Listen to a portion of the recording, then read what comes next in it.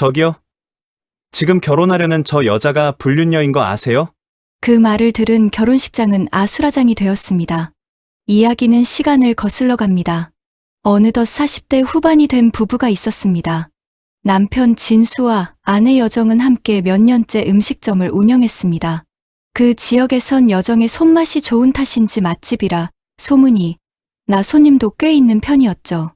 그들에겐 중학생 아들도 함께였는데 나이답게 말썽을 좀 피우는 스타일이었지만 엄마에게 가끔 애교도 피우는 다정한 아이였어요.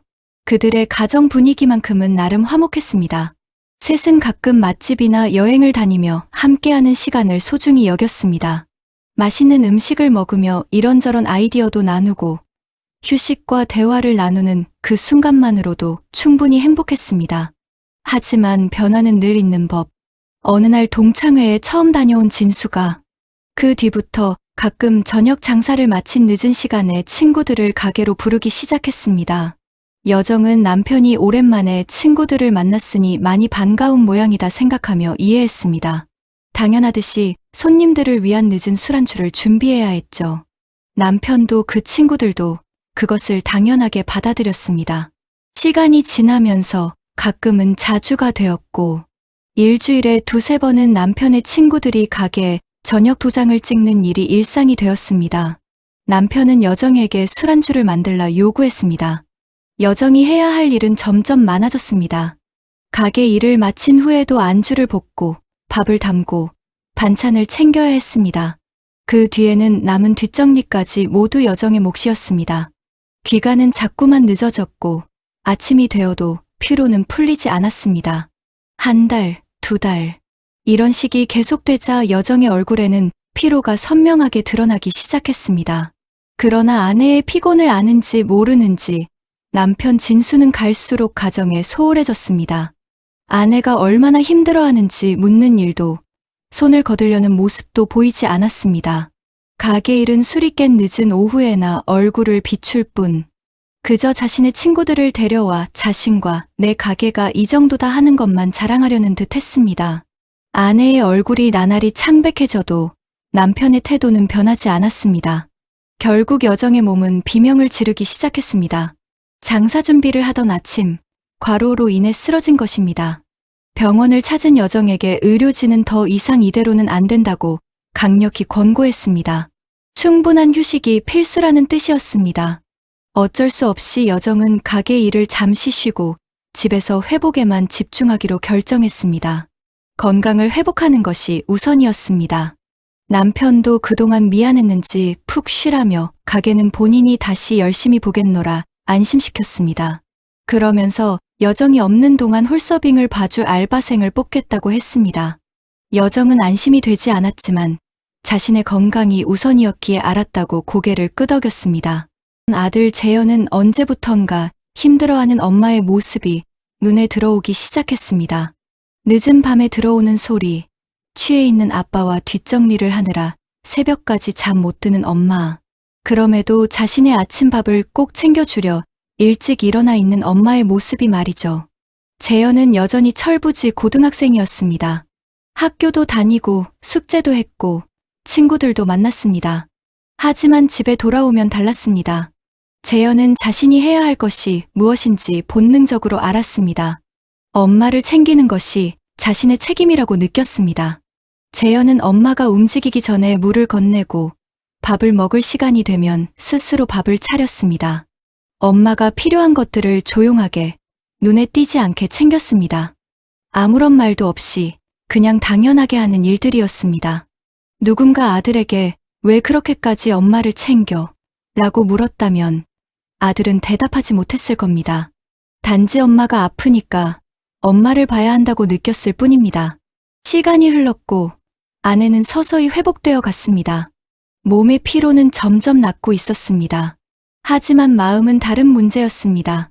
여정은 집에서 쉬는 동안 생각했습니다. 내가 왜 이렇게 됐지? 왜 바보같이 말 한마디 않고 몇 달을 고생하며 술상을 봐준 걸까 하고 후회되기 시작했습니다.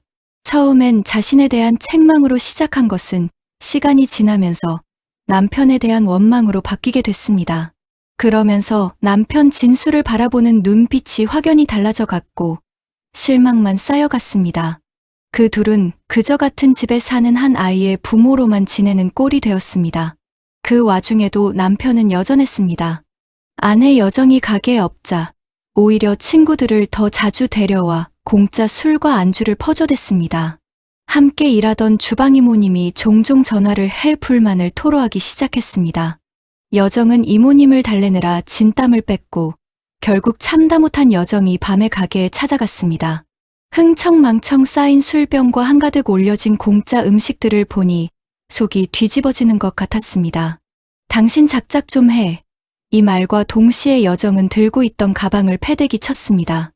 해도 너무한 거 아니야. 어떻게 이렇게 매일같이 공짜 술에 공짜 음식에.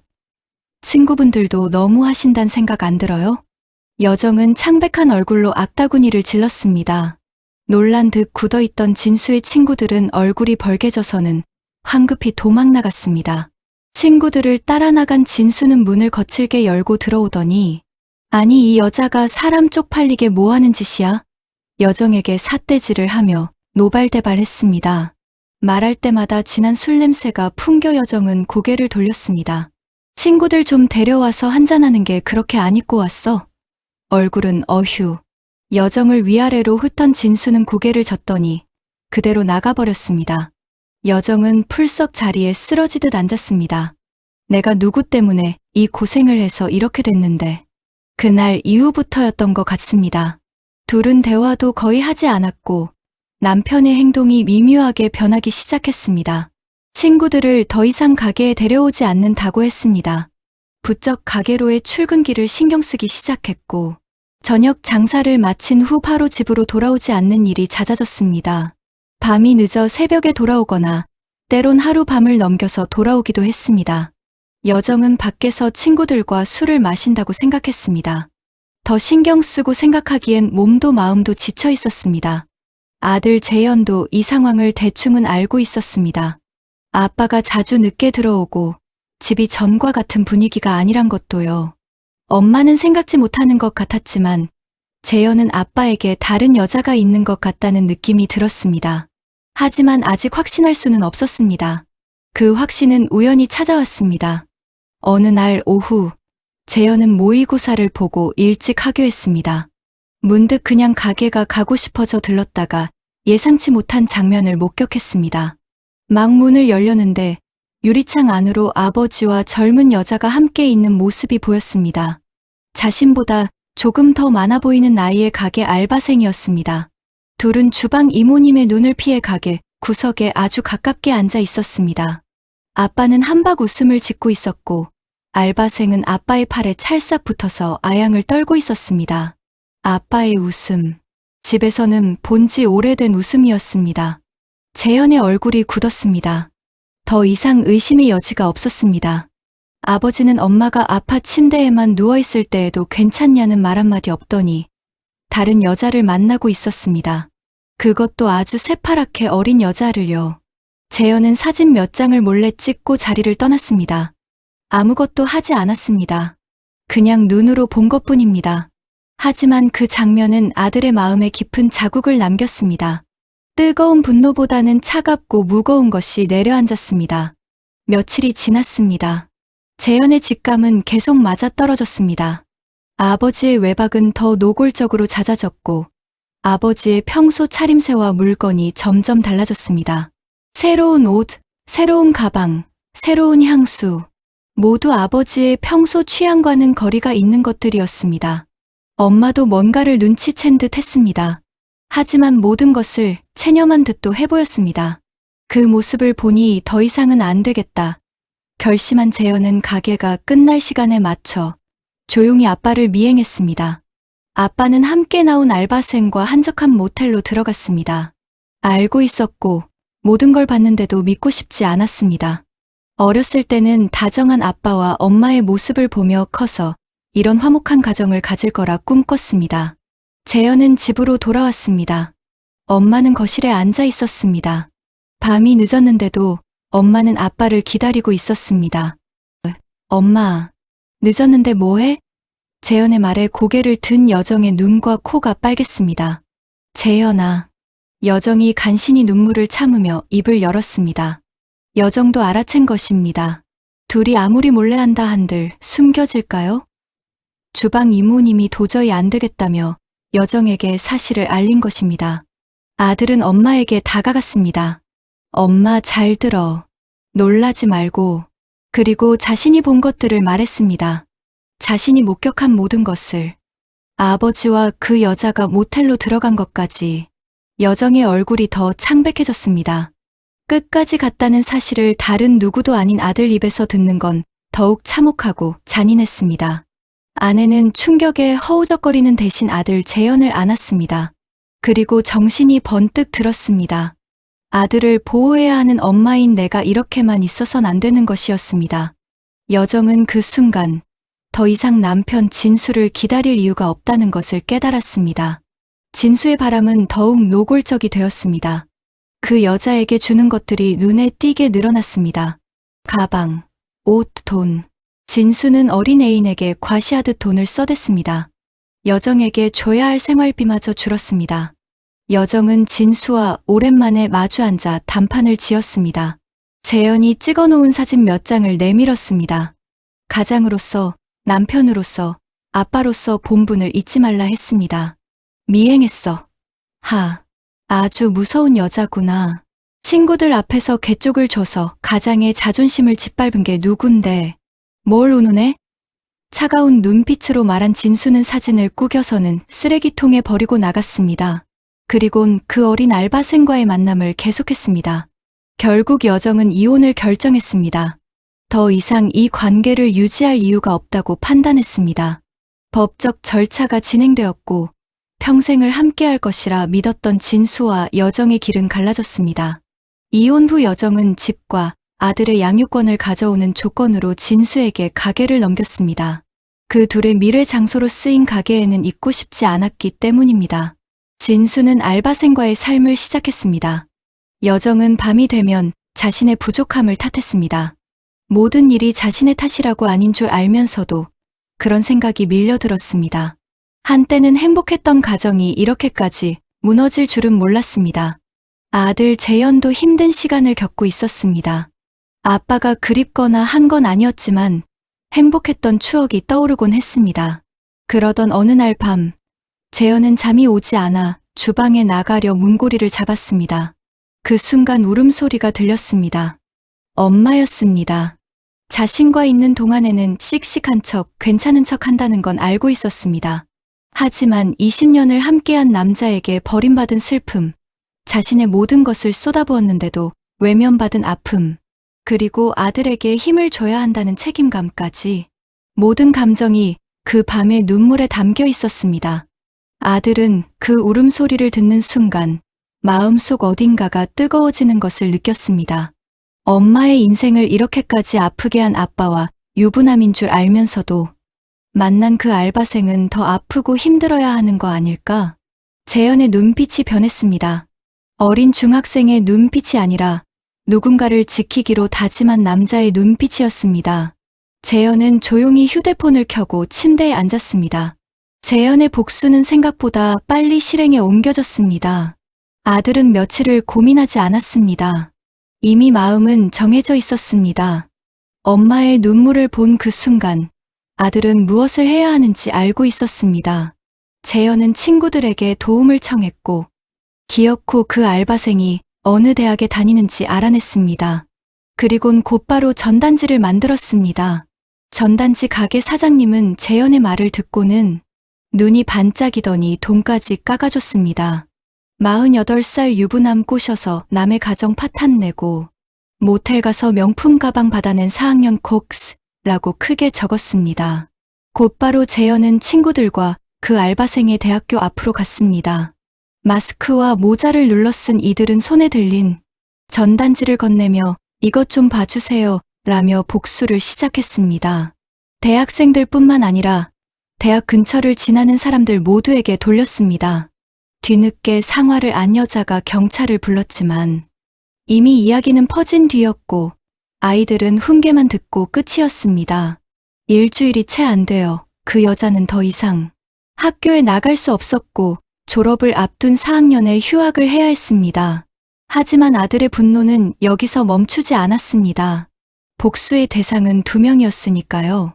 아빠는 그 가게를 리모델링해서 재개업을 했습니다.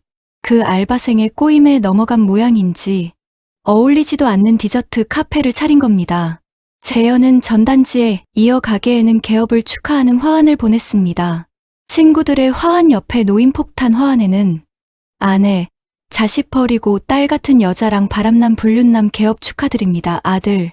이라고 적혀 있었습니다. 순식간에 소문이 퍼졌고 카페는 차리자마자 문을 닫았습니다.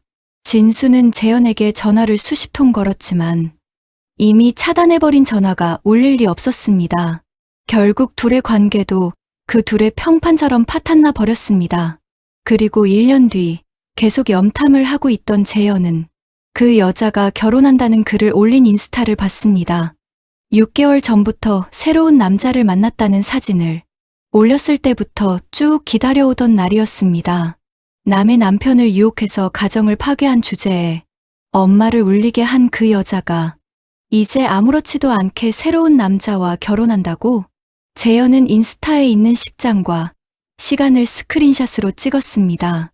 그리고 결혼식 당일 친구들과 호텔로 들어섰습니다. 재현의 손에는 사진과 전단지가 들려 있었습니다.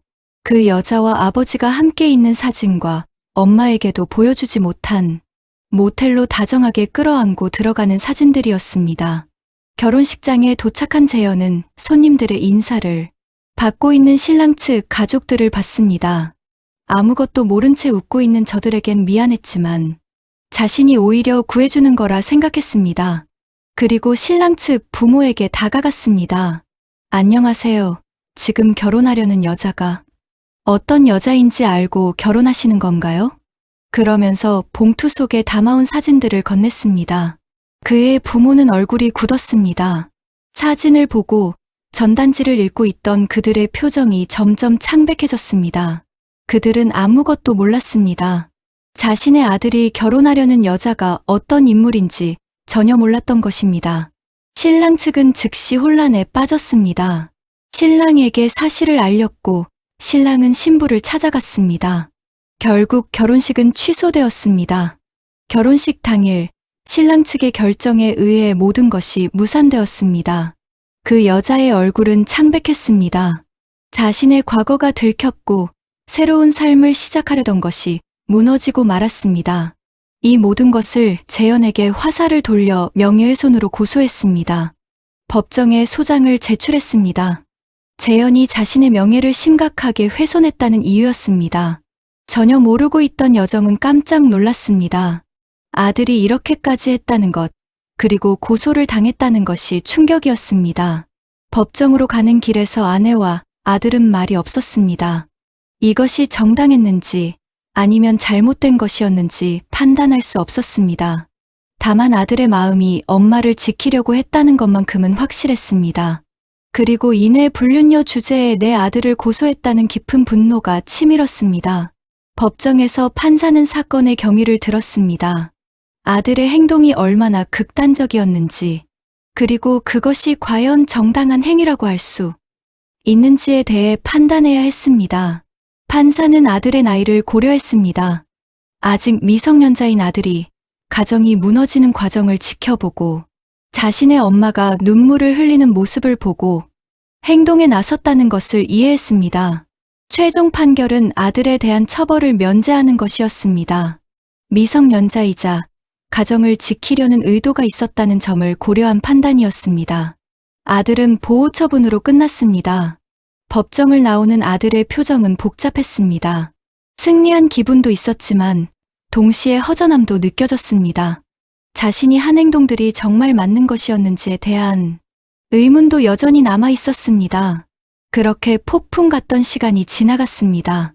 아들이 한 모든 일들을 알게 된 아내는 처음엔 충격과 걱정이 뒤섞여 있었습니다. 아들이 법정에까지 가게 될 줄은, 고소를 당할 줄은 몰랐거든요. 하지만 시간이 지나면서 아내는 한 가지를 깨달았습니다. 아들의 모든 행동 뒤에는 엄마에 대한 사랑이 있었다는 것이었습니다. 잘못된 방법일 수도 있었지만 아들의 의도는 순수했습니다. 아들은 자신의 엄마를 지키고 싶었던 것입니다. 여정은 재현을 안았습니다. 두 사람은 말이 필요 없었습니다. 눈물로 모든 것을 표현했습니다. 그 이후 여정과 재현은 함께 새롭게 살아가기로 결심했습니다. 남편, 아빠 없이도 둘이 함께라면 살아갈 수 있다고 생각했습니다. 처음 몇 달은 힘들었습니다. 경제적으로도 힘들었고 마음으로도 힘들었습니다. 하지만 시간이 흐르면서 일상이 안정되기 시작했습니다. 여정은 새로운 일자리를 찾기 시작했습니다. 완전히 회복되지는 않은 몸이었지만 일을 할 수 있을 정도는 되었습니다. 재현은 학교를 다니면서 집안일을 도왔습니다. 둘은 자신들의 역할을 충실히 했습니다. 저녁이 되면 둘은 함께 식탁에 앉았습니다. 예전처럼 맛있는 음식을 나누지는 못했을 수도 있습니다. 집에서 만드는 간단한 음식들이었습니다. 하지만 그것으로 충분했습니다. 함께한다는 것만으로 충분했습니다. 대화도 늘었습니다. 아들은 학교에서의 이야기를 했고 아내는 일에서의 이야기를 했습니다. 서로의 하루를 공유하는 시간이 생겼습니다. 가끔씩 여정은 아들에게 감사를 표현했습니다. 고마워. 너 때문에 엄마가 버틸 수 있었어. 재현은 그 말에 대답하지 않고 웃음으로 표현했습니다. 어린 나이에 엄마를 지켜야 한다는 책임감을 지고 있던 아들이었지만 동시에 여전히 아들이었습니다. 계절이 바뀌었습니다. 아들은 고등학교에 들어갔습니다. 일찍 철들어버린 모습이 미안하기도 기특하기도 했습니다. 여정과 재현의 모습은 변했습니다. 처음 이혼 직후의 그 절망감, 그 흔들림은 더 이상 보이지 않았습니다. 대신 서로를 의지하며 살아가는 두 사람의 모습이 보였습니다. 때때로 둘은 맛집을 찾아다녔습니다. 예전만큼 자주는 아니었지만 가끔씩 시간을 내서 둘이 함께 식사를 하러 나갔습니다. 예전에 화목한 가족이었을 때의 그 감정은 아니었습니다. 하지만 그것도 충분히 행복했습니다. 학교에 다녀온 아들이 어느 날 여정에게 제안했습니다. 엄마가 한 떡볶이 맛있잖아. 학교 앞에 분식집 하면 안 돼? 여정은 뜬금없는 소리에 처음엔 웃음으로 받아넘겼습니다. 하지만 아들은 진지했습니다. 아들은 엄마가 요리를 잘한다는 것을 알았습니다.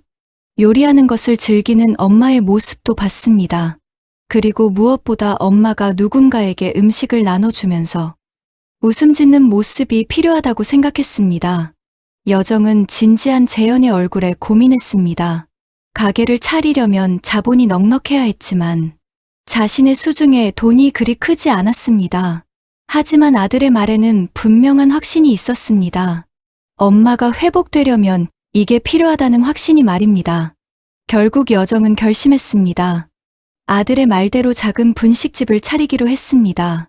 재현이 말한 학교 앞 가게는 작고 아담한 공간이었지만 원래 하던 분식집 할머니께서 편찮으셔서 저렴하게 들어갈 수 있었습니다. 분식집을 꾸미는 과정부터 재현이 함께 했습니다. 함께 페인트 칠을 하고 깨끗이 닦아 광을 냈습니다. 작은 테이블과 의자도 들여놨습니다. 원래부터도 잘 되던 분식집이라 점심과 학교 시간에 학생들이 많이 드나들었습니다. 떡볶이, 김밥, 오뎅에 라면까지 모두 아들같이 생각하며 정성 들여 만들었습니다. 처음 며칠은 할머니 대신 바뀐 여정을 경계하며 왔다 가버리곤 했습니다. 하지만 한 명, 두 명 재현과 온 친구들 사이에 입소문이 나기 시작했고 맛도 있는데 주인 아줌마가 다정하다는 소문까지 퍼져나갔습니다. 점점 더 많은 학생들이 분식집을 찾아오기 시작했습니다. 점심에 급식 맛없다며 들르고 학교 끝나고 들어오는 학생들, 자습실 가기 전에 들어오는 학생들, 친구들과 함께 오는 학생들, 가게는 항상 북적였습니다. 여정은 가게 앞에 서서 음식을 준비했습니다. 아침에 나와 재료를 준비하고 점심시간을 대비하고 저녁 학생들을 맞이했습니다. 하지만 예전의 그 피로 같지는 않았습니다.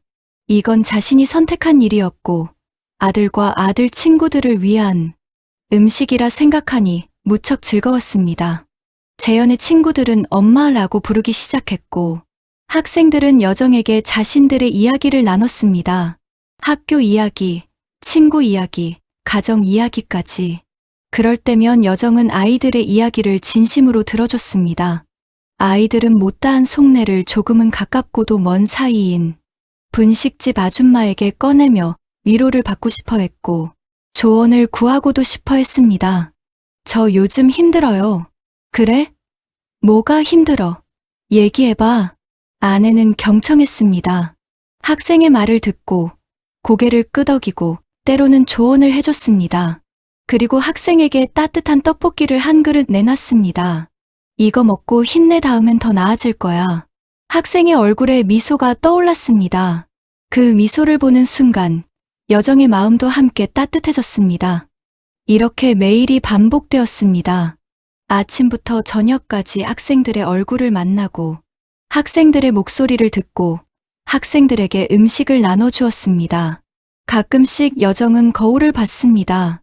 거울에 비친 자신의 얼굴이 전부 다 밝아져 있었습니다. 주름도 있지만 그 주름 위에 미소가 있었습니다. 눈도 예전같이 죽어있지 않았습니다. 그 눈에는 생기가 돌아와 있었습니다. 여정은 알았습니다.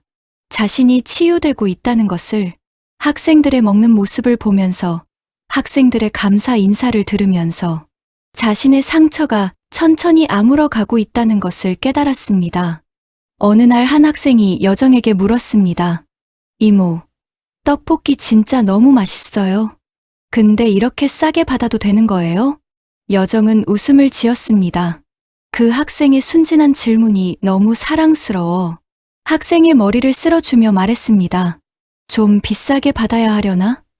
남는 거 좀 없음 어때? 맛있게 먹는 니네들 보면 기운이 나는 걸. 학생은 그 말을 들으며 더 맛있게 먹었습니다. 아들 재현도 틈이 나면 분식집에 들어왔습니다. 고3인 아들은 열심히 대학을 준비하는 동안에도 가게를 돕곤 했습니다. 이제 엄마와 아들의 삶은 이 작은 분식집을 중심으로 돌아갔습니다. 매일 아침 가게를 열고 학생들을 맞이하고 음식을 준비하고 저녁이 되면 가게를 정리하고 닫았습니다. 반복되는 일상이었지만 그 일상이 행복했습니다. 여정은 남편을 생각하는 일은 점점 줄어들었습니다. 과거는 과거일 뿐이었습니다. 지금 여정의 눈은 앞을 바라보고 있었습니다. 학생들을 바라보고 있었습니다. 어느 날 밤, 가게를 정리하면서 여정이 재현에게 말했습니다. 고마워 분식점 차리자고 했을 때, 재현은 웃으며 대답했습니다. 엄마가 행복해 보이니까 다행이야. 여정은 그 말에 울 것 같으면서도 웃음이 났습니다. 이제 여정은 더 이상 남편의 아내가 아니었습니다. 그냥 자신의 인생을 살아가는 한 사람이 되었습니다. 분식집 이모로서, 그리고 아들의 엄마로서. 그렇게 폭풍 같던 시간을 지나 이제 엄마와 아들은 잔잔한 일상을 되찾았습니다. 완벽한 가정은 아니었지만 그들만의 화목함을 만들어냈습니다.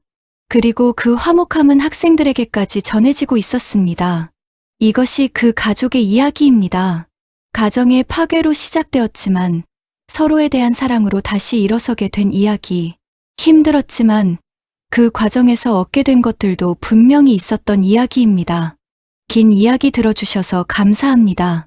구독과 좋아요 한 번씩 부탁드립니다.